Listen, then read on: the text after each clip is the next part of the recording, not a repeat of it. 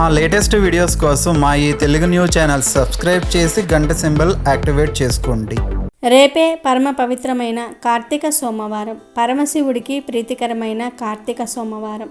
ఈరోజు కేవలం ఈ చెట్టును తాకితే చాలు కోటి ఉపవాసాల ఫలం వస్తుంది. వద్దన్న డబ్బు వస్తూనే ఉంటుంది. శివలోక ప్రాప్తి కలుగుతుంది. మీ దశ మారిపోతుంది. తిరిగిలేని రాజయోగం పడుతుంది. మీకు నరక బాధలు ఉండకూడదు అంటే కార్తీక సోమవారం రోజు మీరు తప్పకుండా ఈ చెట్టును తాకాలి. ఇలా ఈరోజు ఈ చెట్టును తాకటం వలన అన్ని రకాల దోషాలు పోతాయి, అష్టదరిద్రాలు పోయి అష్ట ఐశ్వర్యాలు కలుగుతాయని మన శాస్త్రాలు కూడా చెప్తూ ఉన్నాయి.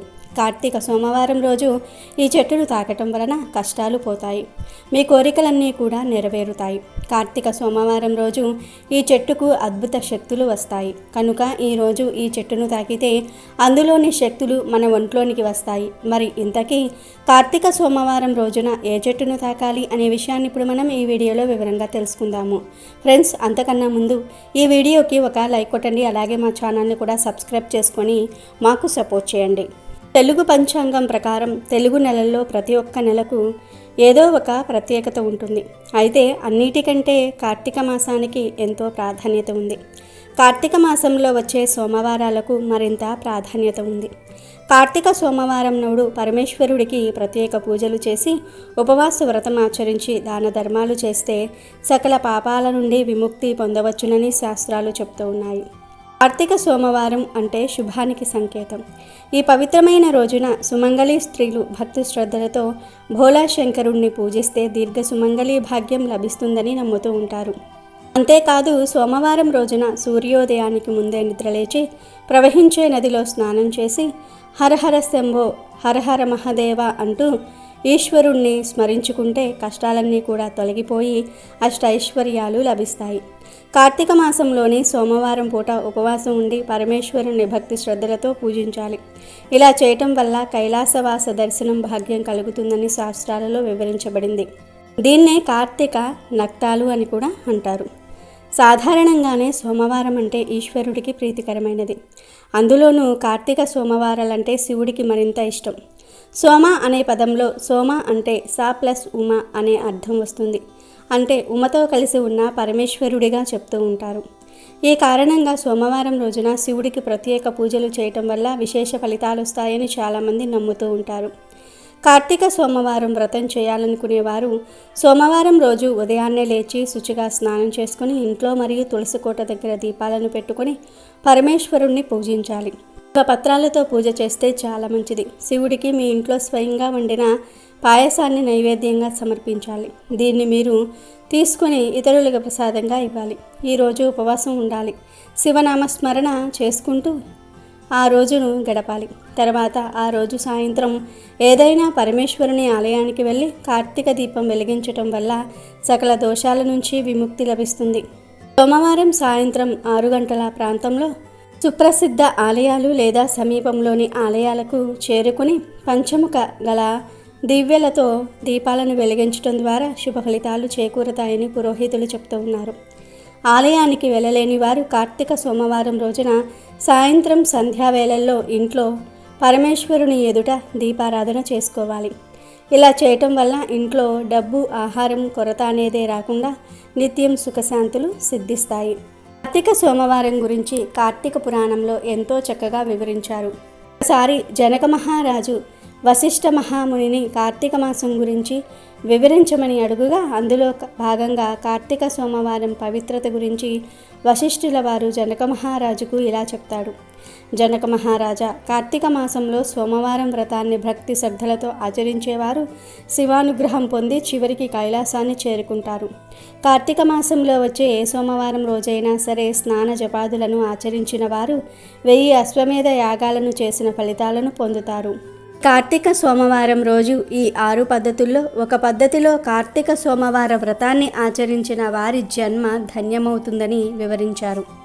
6 పద్ధతులు ఏమిటి అంటే 1 ఉపవాసము, 2 ఏకభక్తము, 3 నక్తము, 4 ఆయాచిత్తము, 5 స్నానము, 6 తిలదానము.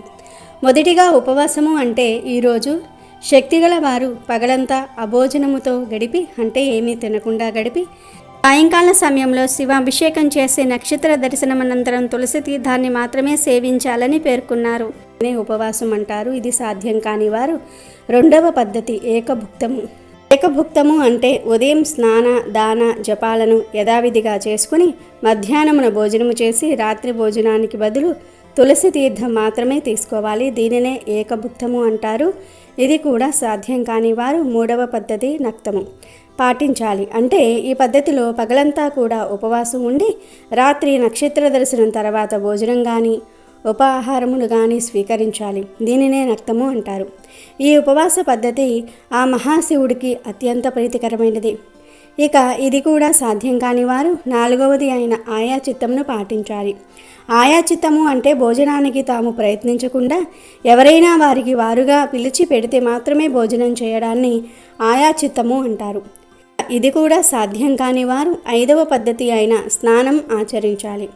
అంటే ఈరోజు స్నానం చేసి ఆహార నియమాలు పాటించకుండా శివ పంచాక్షరి మంత్రాన్ని పఠించాలి. ఇక ఇది కూడా సాధ్యం కాని వారు ఆరవ పద్ధతి అయిన తిలాదానం చేయవలెను. తిలాదానము అంటే మంత్రజప విధులు కూడా తెలియని వాళ్ళు ఈరోజు నువ్వులను ఒక సద్బ్రాహ్మణుడికి దానం చేసినా సరిపోతుంది. దీనినే తిలాదానం అంటారు. ఈ 6 పద్ధతుల్లో ఈరోజు ఏదో ఒకటి ఖచ్చితంగా ఆచరించాలి. ఏ పద్ధతిని కూడా ఈ కార్తీక సోమవారం నాడు ఆచరించకుండా ఉంటే వారు 8 యుగాల పాటు కుంభీపాక రౌరవాది నరకాలను పొందుతారని జనక మహారాజుకు వశిష్ఠుల వారు చెప్పారు. అంతేకాదు కార్తీక మాసంలో వచ్చే ప్రతి సోమవారం నాడు పగలంతా ఉపవాసం ఉండి రాత్రి నక్షత్ర దర్శనం అనంతరము మాత్రమే భోజనం చేస్తూ ఆ రోజంతా ఓం నమ శివాయ అనే పంచాక్షరి మంత్రాన్ని జపిస్తూ ఉంటే తప్పనిసరిగా శివానుగ్రహం కలిగి అష్టైశ్వర్యాలు భోగభాగ్యాలు కలిగి శివ సాయుధ్యాన్ని పొందుతారని వశిష్ఠ మహాముని జనక మహారాజుతో చెప్పాడు. ఇక ఎంతో పవిత్రమైన ఈ కార్తీక సోమవారం రోజున మీరు ఈ చెట్టును తాగితే చాలు మీ దశ మారిపోతుంది, నరక బాధలు పోతాయి, కైలాస ప్రాప్తి కలుగుతుంది, 1000 సంవత్సరాలు శివలోకంలో జీవిస్తారు, ధనలాభం కలుగుతుంది, కోట్ల వర్షం కురుస్తుంది అని శాస్త్రాలు చెప్తూ ఉన్నాయి. హిందువులు అన్ని జీవుల్లోనూ కూడా దేవుణ్ణి చూశారు.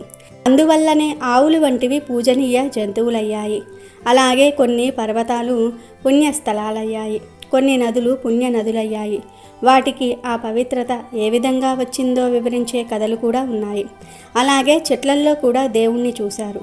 కొన్ని చెట్లను దేవతా వృక్షాలన్నారు. నిజానికి చెట్లు భూమి మీద సౌరశక్తిని గ్రహించుకునే కేంద్రాల్లో ముఖ్యమైనవి. అవి మనకు కాయలు, పండ్లు, పువ్వులు, ఔషధాలు ఇవ్వటంతో పాటు వంట చెరుకు వంటివి ఇచ్చి మానవాళి మనుగడకు ఎంతగానో తోడ్పడుతూ ఉన్నాయి.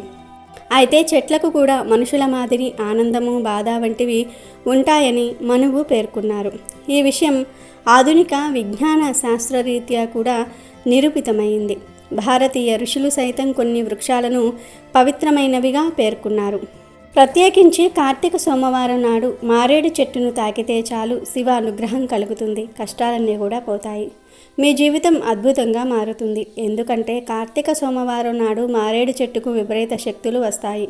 మారేడు చెట్టులోని ధాతువులు యాక్టివేట్ అవుతూ ఉంటాయి. కనుక ఈరోజు మారేడు చెట్టును తాకితే ఒంట్లోని దోషాలు, రోగాలు, నెగిటివ్ ఎనర్జీ పోతాయి. మీకు తిరిగిలేని రాజ్యయోగం పడుతుంది. మీకు ఉండే ధన సమస్యలు, కష్టాలు పోతాయి. కనుక కార్తీక సోమవారం రోజు మీకు ఎక్కడ మారేడు చెట్టు కనిపించినా ఆ చెట్టుకు చెంబుతో కొన్ని నీళ్లు పోసి తర్వాత మారేడు చెట్టు చుట్టూ కూడా 3 ప్రదక్షిణాలు చేయండి. ఆ తర్వాత మారేడు చెట్టును 11 సార్లు తాకండి. అలా తాకేటప్పుడు మనసులో మీ కోరికను చెప్పుకోండి. అలా చెప్పుకోవటం వలన మీ కోరిక త్వరగా నెరవేరుతుంది. ఇలా మారేడు చెట్టును తాకిన తర్వాత ఆ చెట్టు కింద ఒక మట్టి ప్రమిదలో ఆవు నెయ్యి లేదా నువ్వుల నూనె పూసి 3 వత్తులు వేసి దీపం 1 పెట్టండి. తర్వాత కాసేపు మారేడు చెట్టు దగ్గర కూర్చోండి. మారేడు చెట్టు నుంచి వచ్చే గాలిని పీల్చండి. అలా పీల్చటం వలన మీకేమైనా రోగాలు, బాధలు ఉంటే పోతాయి. ఇదంతా చేసే టైం లేదు అనుకునేవారు కార్తీక సోమవారం రోజు జస్ట్ మారేడు చెట్టును తాకినా చాలు. అందులోని అద్భుత శక్తులు మీ శరీరంలోనికి ప్రవేశించి మీ దశ మారిపోతుంది. సకల దేవతల అనుగ్రహం లభిస్తుంది. పరమేశ్వరుడి అనుగ్రహం లభిస్తుంది. మీ శరీరానికి మంచి పాజిటివ్ ఎనర్జీ వస్తుంది. మీ కష్టాలు, బాధలు పోతాయి. తరతరాలకు తరగని ఐశ్వర్యం కలుగుతుంది.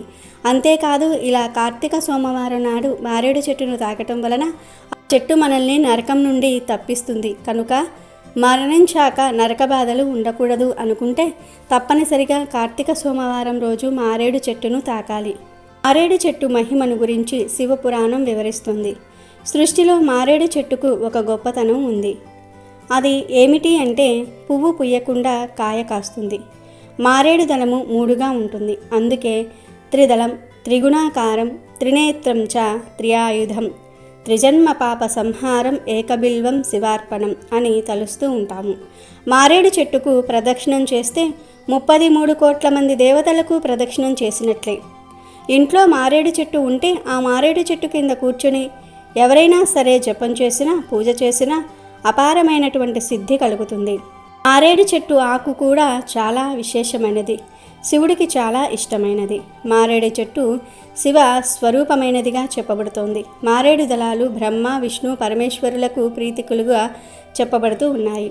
అంతేకాకుండా 3 ఆకులు గల మారేడు దళాన్ని పరమశివుడి 3 నేత్రాలుగా విశ్వసిస్తూ ఉంటారు. మారేడు చెట్టు మూలంలో సమస్త లోకాలలోని పుణ్యతీర్థాలు దాగి ఉంటాయని చెప్పబడుతోంది. మారేడు చెట్టు మూలంలో నిలిచిన నీటితో స్నానం చేయటం వలన గంగానది స్నాన ఫలితం దక్కుతుందని అంటూ ఉంటారు. మనకు శాస్త్రంలో 5 లక్ష్మీ స్థానములు ఉన్నాయని చెప్పారు. అందులో మారేడు దళము ఒకటి. లక్ష్మీదేవి కుడి చేతితో సృష్టించిన చెట్టు మారేడు చెట్టు.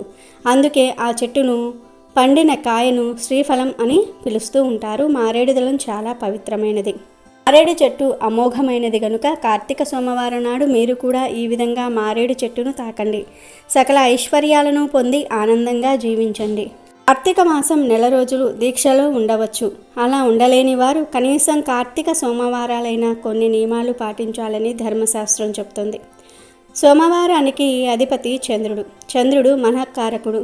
మనసును అదుపులో పెట్టుకోవాలనుకునేవారు, అంటే అనవసరమైన కోరికల వైపు వెళ్ళనీయకుండా ఒక క్రమ పద్ధతిలో తమకు ఏది అవసరం ఏది కాదు తెలుసుకొని తమ కర్మలను తగ్గించుకోవాలనుకునేవారు ఈ సోమవారాలు ప్రాతకాలాన్ని స్నానం చేసి రోజంతా ఉపవాసం ఉండి రాత్రి చంద్రుణ్ణి చూశాక భోజనం చేయటం మంచిది. దీనినే నక్తము అంటారు. ఒక సర్వేలో కూడా తెలిసిన విషయం ఏమిటి అంటే సోమవారం ఉదయం గుండెపోటుతో మరణించే వారి శాతం మిగతా రోజులలో కంటే ఎక్కువగా ఉంటుంది. దానికి కారణం చంద్రుడు మనస్సు చాలా చంచలమైనది. అది ఒకరి మాట వినదు. తనకు తోచినట్లు తాను చేసుకుంటూ వెళ్తుంది. దానిని అదుపులో పెట్టుకోవటం మానవునిగా పుట్టినందుకు మన కర్తవ్యం. ఆ కర్తవ్యాన్ని మరిచి పనులు అనుకూలంగా జరిగి మంచి ఫలితం వస్తే తాము గొప్పగా చేశామని, పనులు అనుకూలంగా లేకపోతే భగవంతుడు అనుకూలించలేదని తమ గొప్పలు చెప్పుకుంటూ ఉంటారు. ఇది ఎంతమాత్రమూ సరైనది కాదు. మనసును అదుపులో పెట్టుకోవటం అందరికీ అవసరమే. కాబట్టి అందరూ తప్పకుండా కార్తీక మాసంలో ఈ సోమవారాల వ్రతం చేయాలి. కార్తీక సోమవారం అంతా కూడా పరమేశ్వరుని సేవలో తరిస్తే విశేష ఫలితాలు వస్తాయి. కార్తీక సోమవారం ఆ పరమేశ్వరుడికి ఎంతో ఇష్టమైన రోజు. ఈ కార్తీక సోమవారం రోజున పరమశివుడికి అభిషేకాలు పూజలు చేయటం వల్ల స్వామివారు ప్రీతి చెంది ఆయన అనుగ్రహం ఎల్లవేళలా మనపై ఉంటుంది. కార్తీక సోమవారం రోజు ముత్తైదువులు ఆలయానికి వెళ్ళి శివుడిని దర్శిస్తే మాంగళ్య బలం చేకూరుతుంది. కార్తీక మాసంలో శివుడు ఆలయాలను సందర్శించి బిల్వదళాలతో ఆయనను పూజించడం ఎంతో శుభమని పురాణాలు చెప్తూ ఉన్నాయి. ఇక ఈ కార్తీక సోమవారం రోజు శివుణ్ణి ఏ పూలతో పూజిస్తే మంచిది అనే విషయానికి వస్తే పరమశివుడు భక్తుల దేవుడు. హృదయపూర్వకంగా పూజిస్తే మహాదేవుడు కోరుకున్నవన్నీ కూడా ఇచ్చేస్తాడని చెప్తూ ఉంటారు. పూల విషయానికి వస్తే ఉమ్మెత్త శివుడికి ఇష్టమైన పుష్పం. అమృత మదనం నుండి వెలువడిన విషాన్ని శివుడు తాగగానే శివుని వక్షస్థలం నుండి ఈ పుష్పం వచ్చింది. అందుకే అహం, శత్రుత్వం, అసూయ, ద్వేషం అనే విషయాన్ని వదిలించుకోవడానికి శివపూజ సమయంలో ఉమ్మెత్త పుష్పాన్ని శివుడికి సమర్పిస్తూ ఉంటారు. ఈ పూలతో శివుణ్ణి పూజిస్తే చేసిన పాపాల నుంచి విముక్తి లభిస్తుంది. అలాగే మందార పువ్వు. ఈ పువ్వుతో శివుణ్ణి పూజిస్తే కైలాసంలో నివసించే వరం కలుగుతుంది. ఇంకొక పుష్పం కరవీర పుష్పం. కరవీర పువ్వు బ్యాక్టీరియాను చంపి వ్యాధులను దూరం చేస్తుంది. అనారోగ్యంతో ఉన్నవారు ఈ పువ్వును శివుడికి సమర్పించి భక్తితో పూజిస్తే తప్పకుండా అనారోగ్యం నయమవుతుంది. అలాగే శివుడికి మల్లె పువ్వులను సమర్పిస్తే మీ ఇంట్లో ఐశ్వర్యము, సంపదలు పెరుగుతాయి. అలాగే శివుడిని గులాబీ పూలతో, తామర పువ్వులతో, నల్ల కలువ పూలతో పూజించటం వల్ల 5 మహాపాపాలు తొలగిపోతాయి. పూర్వకాలంలో కాశ్మీర్ దేశంలో ఒక బ్రాహ్మణుడు ఉండేవాడు. అతడు పురోహిత వృత్తిని చేపట్టి తన కుటుంబాన్ని పోషించుకుంటూ ఉండేవాడు. అతనికి చాలా రోజులకి ఒక కుమార్తె జన్మించింది. ఆమె పేరు స్వాతంత్ర్య నిష్ఠరి. తండ్రి ఆమెను సౌరాష్ట్ర దేశీయుడైన మిత్ర శర్మ అనే ఒక సద్బ్రాహ్మణ యువకుడికి ఇచ్చి పెళ్లి చేశారు. ఆ బ్రాహ్మణ యువకుడు 4 వేదములు శాస్త్రములు అభ్యసించినవాడు, సదాచార పారాయణుడు, భూతదయ కలిగినవాడు, నిత్య సత్యవాది, నిరంతరము భగవన్నామ స్మరణ చెయ్యువాడు. ఇటువంటి సద్గుణాలు కలిగిన అతన్ని ప్రజలు అపర బ్రహ్మ అని కూడా కీర్తిస్తూ ఉండేవారు. ఇటువంటి ఉత్తమ పురుషుణ్ణి భార్య అయినటువంటి నిష్ఠురి యవ్వన గర్వంతో కన్ను మిన్ను కానక పెద్దలను దూషిస్తూ అత్తమామలను భర్తను తిట్టుచూ కొట్టుచూ రక్కుచూ పరపురుష సాంగత్యము గలదై వ్యభిచారిణి అయి తన ప్రియులు తెచ్చిన తినుబండారములు బట్టలు పువ్వులు ధరిస్తూ దుష్టురాలై తిరుగుతూ ఉండేది. ఆమె వంశమునకు అప్రతిష్ట వస్తుందని అత్తమామలు ఆమెను తమ ఇంటి నుండి వెళ్ళగొట్టారు. కానీ శాంతస్వరూపుడైన ఆమె భర్తకు మాత్రం ఆమె పైన అభిమానము పోలేదు. ఆమె ఎంతటి నీచ కార్యములు చేసినా ఓపికతో సహించేవాడే కానీ పొమ్మనలేదు, విడిచిపెట్టలేదు. ఆమెతోనే కలిసి కాపురము చేస్తూ ఉండేవారు. కానీ చుట్టుప్రక్కల వారు ఆ నిష్ఠురి గయ్యాలితనమును అసహించుకొని ఆమెకు కర్కస అనే ఎగతాళి పేరును పెట్టారు. అది మొదలందరూ కూడా ఆమెను కర్కస అనే పిలుస్తూ ఉండేవారు. ఇట్లు కొంతకాలము అయ్యాక ఆ కర్కస ఒకనాటి రాత్రి సయ్యపై తన భర్త గాఢ నిద్రలో ఉన్న సమయము చూసి మెల్లగా లేచి తాళి కట్టిన భర్త అన్న విచక్షణ కానీ దయా దాక్షణ్యాలు కానీ లేకుండా ఒక బండరాతిని తెచ్చి అతని తలపై గట్టిగా కొట్టింది. వెంటనే అతడు మరణించాడు. భర్త మృతదేహమును రహస్యంగా దొడ్డిదారిన తీసుకుని పోయి ఊరి చివరి ఉన్న పాడుబడిన నూతిలో వేసి పైన చెత్త చెదారములతో నింపి ఏమీ ఎరుగని దానిలాగా తిరిగి ఇంటికి చేరుకుంది. ఇక తనకు అడ్డు చెప్పేవారు లేరని మరింత విస్తృతంగా ప్రవర్తించటం మొదలుపెట్టింది. తా చెడ్డకోతి వనమల్లా చేర్చిందన్న చందాన పడుచు కన్యలను ఇతర ఇల్లాలను తన మాటలతో చెరదీసి వారికి కూడా దుర్బుద్ధులు నేర్పి పాడు చేసి విటులకు తార్చి ధనార్జన చేయటం మొదలుపెట్టింది. యవ్వన బింకము ఎంతో కాలము ఉండదు కదా. కాలం ఒక్క రీతిగా నడవదు. క్రమక్రమంగా ఆమెలోని యవ్వనము నశించినది. శరీరములో మోహ వ్రణములు బయలుదేరాయి. ఆ పుళ్ళ నుంచి చీము రక్తము రసి కారుతోంది. దానికి తోడు శరీరమంతా కుష్టి వ్యాధి బయలుదేరి భయంకరమైన కంపు కొడుతోంది. రోజురోజుకు ఆమె శరీర పటుత్వము కృషించి కురీపిగా మారి భయంకర రోగములతో బాధపడుతోంది. ఆమె యవ్వనంలో ఉండగా ఎన్నో విధాల తృప్తి కలిగించిన విటలులు ఏ ఒక్కరూ కూడా ఇప్పుడు ఆమెను కన్నెత్తి కూడా చూడటం లేదు. కర్కస ఇలా నరక బాధలను అనుభవిస్తూ కొంతకాలానికి పురుగులు పట్టి చనిపోయింది. బ్రతికినన్నాళ్ళు కూడా ఒక్కసారైనా సరే పురాణ శ్రవణమైనా చెయ్యని పాపిష్ఠురాలు కదా. చనిపోయిన వెంటనే భయంకరులైన యమభటులు ఆమెను తీసుకుని పోయి ప్రేతరాజైన యముని సన్నిధిలో ప్రవేశపెట్టారు. యమధర్మరాజు చిత్రగుప్త వారిచే ఆమె పాపపుణ్యముల జాబితాను చూపించి, భటులారా, ఈమె పాపచరిత్ర అంతింతా లేదు. వెంటనే ఈమెను తీసుకుని వెళ్ళి ఎర్రగా కాల్చిన ఇనుప స్తంభములకు కట్టేయండి అని ఆజ్ఞాపించారు. విటులతో సుఖించినందుకు గాను యమభటులు ఆమెను ఎర్రగా కాల్చిన ఇనుప స్తంభమును కౌలించుకోమని చెప్పారు. భర్తను బండరాతితో కొట్టి చెప్పినందుకు గాను ఇనుప గదలతో కొట్టారు. పతివ్రతలను వ్యభిచారిణులుగా మార్చిన పాపానికి సలసలా కాగిన నూనెలో పడేశారు.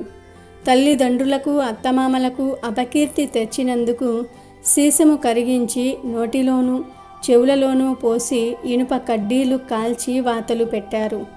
చివరికి కుంభీపాకమనే నరకములో పడవేశారు.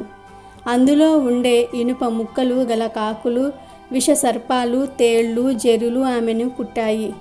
ఆమె చేసిన పాపములకు గాను ఇటు 7 తరాల వాళ్ళు అటు 7 తరాల వాళ్ళు నరక బాధలు పడుతూ ఉన్నారు. ఈ ప్రకారముగా నరక బాధలను అనుభవించి చివరికి కళింగ దేశములో కుక్క జన్మ ఎత్తిందా నిష్ఠురి.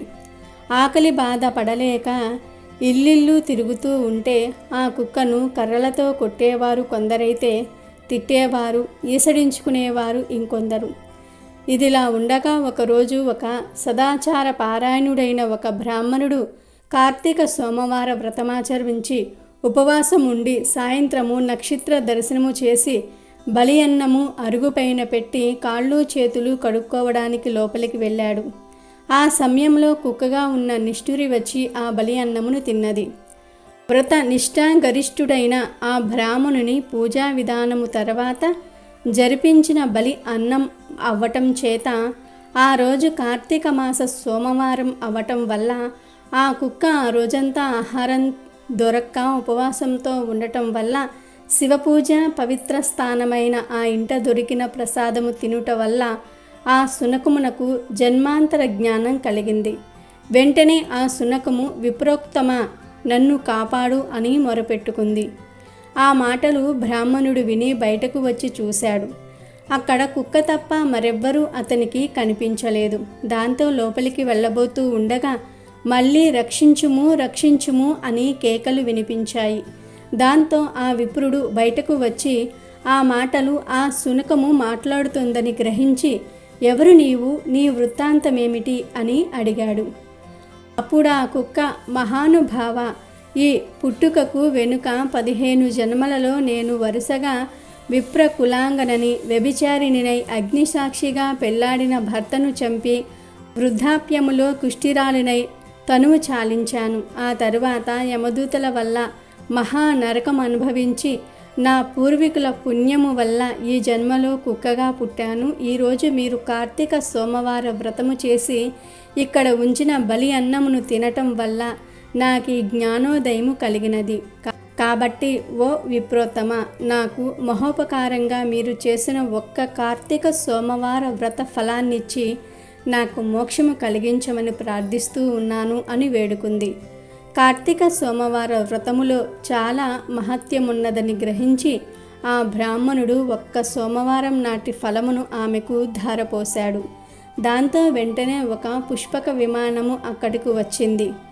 ఆమె అందరికీ నమస్కారం చేసి అందరూ చూస్తూ ఉండగానే ఆ విమానం ఎక్కి శివ సాన్నిధ్యము చేరింది. కాబట్టి ఎవరైతే కార్తీక సోమవార వ్రతాన్ని ఆచరిస్తారో వారు శివ సాయుధ్యాన్ని పొందుతారని ఈ కథ ద్వారా మనకు తెలుసు. అమెజాన్లో బెస్ట్ డిస్కౌంట్స్ కోసం వీడియో డిస్క్రిప్షన్లో లింకు ఉంది, చూడండి. అలాగే మా టెలిగ్రామ్ ఛానల్ సబ్స్క్రైబ్ చేసుకోండి.